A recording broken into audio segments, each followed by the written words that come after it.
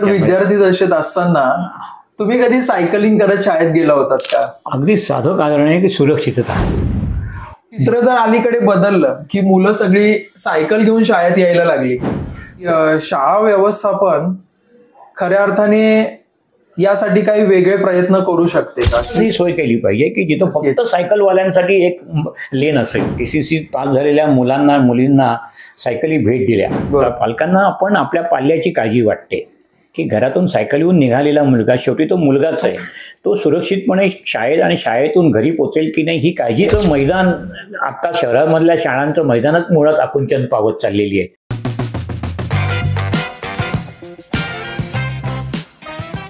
आम्ही सायकल प्रेमी. नमस्कार रसिक हो, मी प्रकाश बोर्डे. सायकल प्रेमी फाउंडेशनच्या सायकलवारी या इंटरव्ह्यू सिरीजमध्ये आपले मनापासून स्वागत. तर रसिक हो, आजच्या आपल्या कार्यक्रमाचे प्रमुख अतिथी आहेत ज्येष्ठ शिक्षण तज्ञ सुरेंद्र दिघे सर. नमस्कार सर. नमस्कार. नमस्कार. विद्यार्थी शाळेत सायकल न घेऊन येण्याचं कारण काय असू शकतं? अगदी साधं कारण आहे की सुरक्षितता.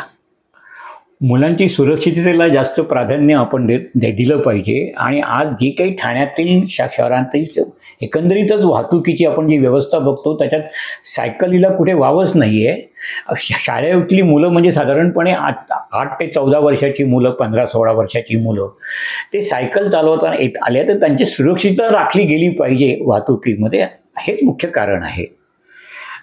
सर, अनेकदा आपण बघतो की पालकच विद्यार्थ्यांना शाळेत सायकल घेऊन जाण्यासाठी मज्जाव करतात, तर याबद्दल नेमकं तुमचं मत काय? नाही, परत ते चालू ना की सुरक्षितता पालकांना आपण आपल्या पाल्याची काळजी वाटते की घरातून सायकल येऊन निघालेला मुलगा शेवटी तो मुलगाच आहे, तो सुरक्षितपणे शाळेत आणि शाळेतून घरी पोहोचेल की नाही ही काळजी त्यांना वाटते. आणि मग त्यामुळे ते चालत जाणं किंवा मग बसनी किंवा पर्यायी व्यवस्था शोधत असतात. हे जर सायकलीला जर प्राधान्य दिलं गेलं रस्त्यांच्या ट्रॅफिकमध्ये तर मला वाटतं पालक पण मुलांना एनकरेज करतील, त्यांना प्रोत्साहन देतील सायकलीने जायला. आणि अनेकदा सर आपण बघतो की शाळा व्यवस्थापन खऱ्या अर्थाने यासाठी काही वेगळे प्रयत्न करू शकते का, की जेणेकरून मुलं सायकल शाळेमध्ये घेऊन येऊ शकतील? नाही, आता शाळेच्या दृष्टीने आम्ही विचार केला तर आज 1000-1200 मुलं एका शाळेमध्ये, आज आमच्या 2 शाळा आहेत, इंग्रजी माध्यमाच्या आणि मराठी माध्यमाच्या. त्यामुळे जेव्हा 1500 मुलं शाळेत येत असतात त्याच्यातली 100-200 मुलांनी जरी सायकलीने आलं तर पहिली आम्हाला व्यवस्था करावी लागते की सायकल स्टँडची. ह्या सायकल स्टँड आणि त्याच्या पुढची मग सुरक्षितता. कारण सायकल पूर्वी ह्या गोष्टींचं लक्षात येत होतं की सायकल चोरीत जाण्याचं पण प्रमाण बरंच असतं शाळांमधून.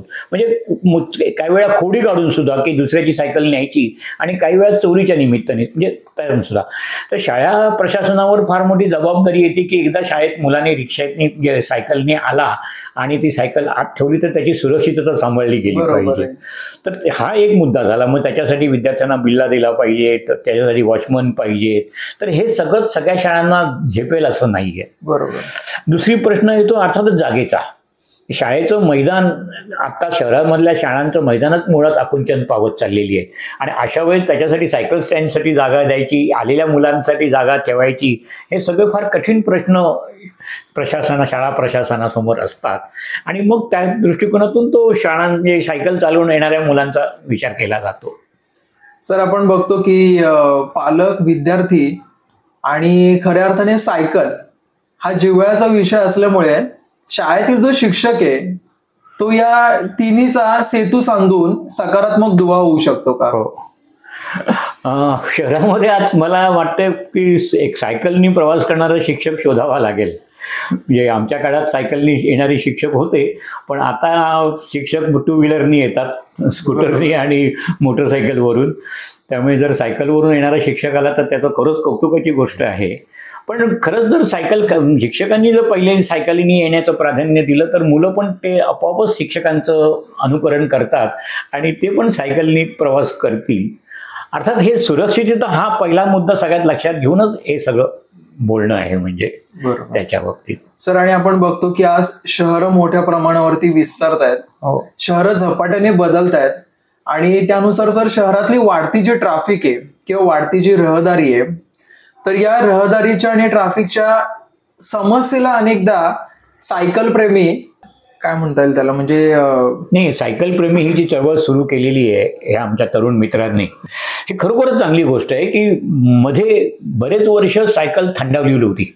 म्हणजे काय, म्हणजे मला आठवते, म्हणजे थोडंसं विषयांतर करतो, पण माझ्या बालपणीचे दिवस आठवतात तेव्हा घरोघरी सायकली असायच्याच. बरोबर. आणि सायकल हा एक कॉमन वाहनाचा प्रकार असायचा. म्हणजे वडील पण चालवायचे, मोठे भाऊ बहीण पण चालवायच्या, आणि मग कधीतरी आमच्या वाटणीला सायकल येणार, असं लहान मुलांच्या वाटणीला सायकल येणार. आता ते कल्चरच गेलेलं आहे की घरामध्ये सायकल सापडणं आता कठीण आहे. त्याला कारणं वेगवेगळी आहेत, पण त्या वेगवेगळ्या कारणाने, म्हणजे स्पेशली ब्लॉक सिस्टीम, पूर्वी चाळी असायच्या, त्यामुळे सायकल उचलून कुठेही ठेवलं आणि काय गेलं तरी काय भीती नसायची. पण एकंदरीतच सायकल हे मध्ये प्रमाण खूप कमी झालं होतं. अशा वेळेस ह्या सायकल प्रेमी फाउंडेशनने त्यांना उत्तेजन दिलेलं आहे, त्याला ग्लॅमर दिलं. म्हणजे मला आठवतंय की बालपणी मुंबई पुणे सायकल रेस ही एक फार मोठी ग्लॅमरची गोष्ट होती. आणि आता जे IPL ला ग्लॅमर आहे ते त्या काळामध्ये मुंबई पुणे सायकल रेसला होतं. आणि त्याच्यामध्ये पण घाटांचा राजा हा तो फारच मोठा असायचा. आणि मुंबई पुण्यामध्ये तो एक मोठी फाईट असायची ह्या शर्यतीची. आता जशी क्रिकेटची कॉमेंट्री आहे तशी सायकल रेसची कॉमेंट्री असायची. तर हे सगळं आता मध्ये फार, म्हणजे ह्या ट्रॅफिक आणि शहरीकरणामध्ये बदलत गेलं. तेव्हा हे सायकल फाउंडेशन प्रेमी जेव्हा आता सायकल ड्रायव्हरही का होईना पण सायकल चालवायला उत्तेजन देतात, ही खूप छान गोष्ट आहे. फारच चांगली कल्पना आहे. म्हणजे सायकलने व्यायाम तर होतोच, जे व्यायामाचा एक भाग तर आहेतच, पण त्याच्यात मजा पण आहे. बरोबर. आज मी सकाळी आजच सकाळी गोष्ट आहे, आम्ही एवढीला मी मुलांना घेऊन गेलो तर किती तेव्हा सायकल चालवणारे आम्हाला, एक आमचे विद्यार्थी आम्हाला भेटले, वाटे सायकल चालवत येऊरचा डोंगर चढत होते. खूप छान असं. सर, ती एक रहदारी ट्रॅफिक बद्दलची एक भीती निर्माण झाली आहे. तर मला असं वाटतं की एक शिक्षण तज्ञ म्हणून मुलांच्या मनातली ही भीती तुम्ही कशा प्रकारे दूर करू शकता? भीती आहे ती घालवली गेली पाहिजे, हे सगळं सत्य आहे. पण इथं शासनाचा पण फार मोठा रोल आहे. म्हणजे ट्रॅफिक कंट्रोल करताना तुम्ही पादचारी आणि सायकल चालवणारे यांना प्राधान्य दिलं पाहिजे. आज युरोपमध्ये तसं आहे. आज दुर्दैवाने आपल्याकडे फुटपाथ पण राहिलेले नाहीये. तर आता आमच्या शाळेचं उदाहरण, आता आमच्या शाळेच्या समोर फ्लायओव्हर आहे. फ्लायओव्हर असल्यानंतर फ्लायओव्हरवरून किती वाहनं जातात मला कल्पना नाहीये, पण फ्लायओव्हरच्या खाली जो आमच्या शाळेच्या समोरचा जो रस्ता आहे तो हार्डली 8 ते 10 फूट आहे. म्हणजे एखादी कार जरी गेली तरी सायकल चालवणं कठीण जात आहे. आणि अशा वेळेस आम्ही म्हणजे मुलांना सांगतो की तुम्ही सायकलचा म्हणजे वापरा. तर एक तर सुरक्षितता म्हणजे आम्ही पालकांना सांगतो की हेल्मेट वापरा मुलांना. म्हणजे माझ्या लक्षात येतं की रविवारी जेव्हा सायकल प्रेमी फाउंडेशनच्या वतीने एखादा प्रोग्राम असतो किंवा एक्सरसाइज असतो तेव्हा हेल्मेट मुलं अगदी घालतातच तेव्हा, पण शाळेत येताना घालत नाहीत. बरोबर आहे. आता त्यांना ते भीती वाटते का की आपलं हेल्मेट सुरक्षित राहील, तर आम्ही त्यांना वर्गात घेऊन जाण्याची परवानगी देऊ. म्हणजे तिथं स्टँडला लावायची गरज नाहीये सायकलवर. तर आम्ही आमच्याकडून पण ते एन्करेजमेंट, उत्तेजन देण्याचा प्रयत्न करू. पण परत मी सांगतो की सुरक्षितता मुलांची सुरक्षितता हा सगळ्यात मोठा विषय. बरं सर, विद्यार्थी दशेत असताना तुम्ही कधी सायकलिंग करत शाळेत गेला होतात का? आम्ही ठाणा पूर्वेला राहत होतो. अच्छा. माझ्या स्कूल डेज, त्यामुळे मध्ये स्टेशन असायचं रेल्वे, त्यामुळे मला तशी संधी मिळाली नाही.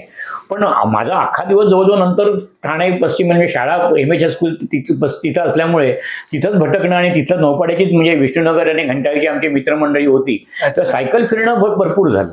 म्हणजे विशेषतः मे महिन्याच्या दिवसामध्ये तर आम्ही सायकल, तेव्हा घंटाळी आणि विष्णुनगरला वाडे असायचे आणि आंब्याची झाडं पुष्कळ होती. ब्राह्मण सोसायटी काय, मग त्यातल्या कैऱ्या पाडण्यासाठी आमचा तो एक फार मोठा असा खेळ म्हणजे अशा मजेशीर याचा की एक जण सायकल चालवायचा, मागे एक बसलेला, त्याच्या हातात बांबू असायचा, त्याला लावलेली कैची, आणि मग रस्त्यावर जेव्हा आंब्याची झाडांच्या त्या कैऱ्या लोंबत असतात की त्या कशा पाडायच्या, आणि मागे 1-2 मुलं असायची ते सायकलवरती कैऱ्या उचलायला, पाडलेल्या कैऱ्या उचलायला, असा आमचा टीम गेम असायचा की तो कैऱ्या खाण्याचा म्हणजे पाडण्याचा. कारण दगड मारून पाडण्याची शाशी नव्हती, भीती होती ना, मालक ओरडेल, बोलेल, बोलणी खावी लागतील. तर हे बरेच खेळ आपण तेव्हा मे महिन्याच्या सुट्टीमध्ये चालायचे सायकल चालवण्याचे. सर, आपण बघतो की पालक अनेकदा मुलांना स्कूल बसेस मधून, स्कूल व्हॅन मधून शाळेत पाठवतात. सर, हे चित्र जर अलीकडे बदललं की मुलं सगळी सायकल घेऊन शाळेत यायला लागली, तर या अनुभवाबद्दल तुम्हाला नेमकं काय वाटतं? खूप छान वाटेल, कारण मी युरोपमध्ये बघितलेलं, अमेरिकेत तर पुष्कळ म्हणजे बघितलेलंच आहे की असे सायकलचे थवे बरोबर त्या सायकलच्या रस्त्याला जो मार्क त्यांना एक 4 रस्ता मार्क करून दिलेला असतो, आणि त्यांना वाहन चालक रिस्पेक्ट देतात, म्हणजे तो मान्य करतात की नाही हा सायकलवाल्यांसाठी. तर ठाण्यात का नाही होऊ शकत की नाही हे रस्ते 4 वाहनांना, 4 चाकी वाहनांना, 4 व्हीलरना बंदी आहे. बरोबर. का नाही करत आहे? 2 किलोमीटरच्या परिसरात नौपाड्याचा आणि ह्याचा तळापाळीचा भाग असा करा ना की फक्त पब्लिक ट्रान्सपोर्ट बसेस जातील पण 4 व्हीलर नाही जाणार.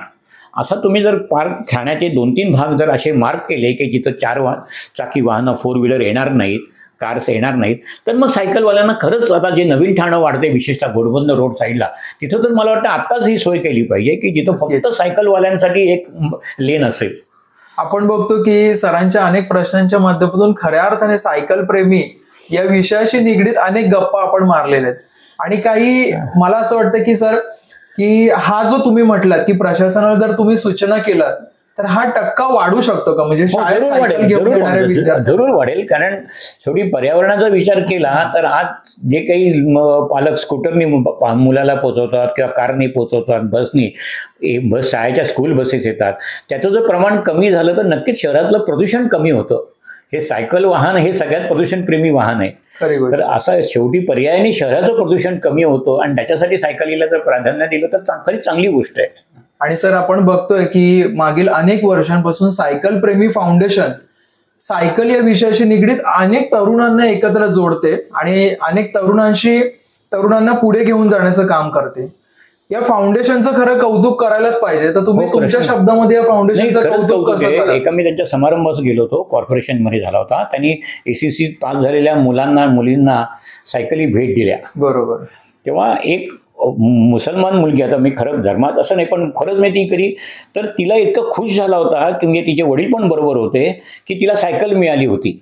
म्हणजे तिला थोडक्यात तिला स्वातंत्र्य मिळालं होतं. ते सायकलीच्या माध्यमातून तिला स्वातंत्र्य मिळालं होतं की आता ती कॉलेजमध्ये सायकलीने जाईल. तर रसिको, आज आपल्यासोबत होते ज्येष्ठ शिक्षण तज्ञ सुरेंद्र दिघे सर. सायकल या विषयाशी अनेक गप्पा आपण सरांसोबत मारल्या. अनेक विषयांशी सायकल या विषयाशी गप्पांच्या ओघातून सरांकडून अनेक उत्तरं आपल्याला मिळाली.